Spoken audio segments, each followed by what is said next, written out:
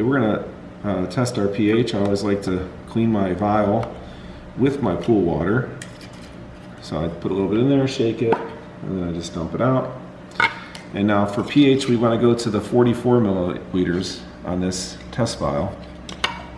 So the RO of 4, 5 drops. On this test, you're going to cap this and invert it.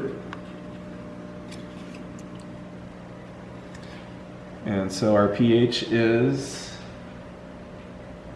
I call that 7.2.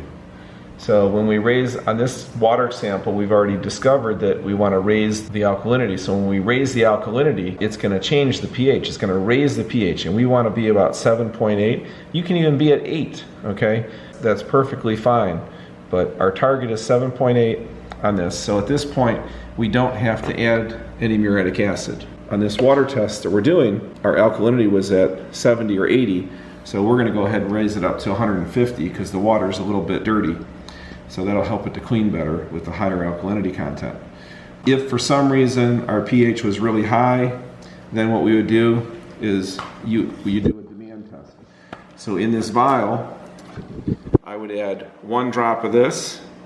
So when I add a drop, it's gonna probably change the color.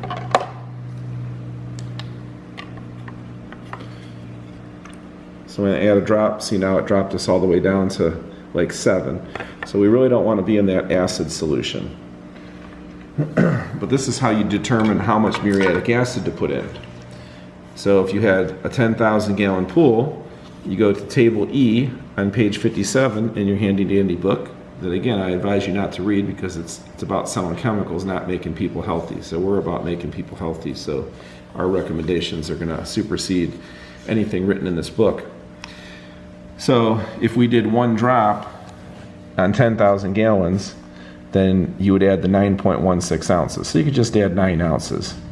Again, in this situation, we're not doing that, but this is the demand test, how you determine how much to add if your pH was extra high.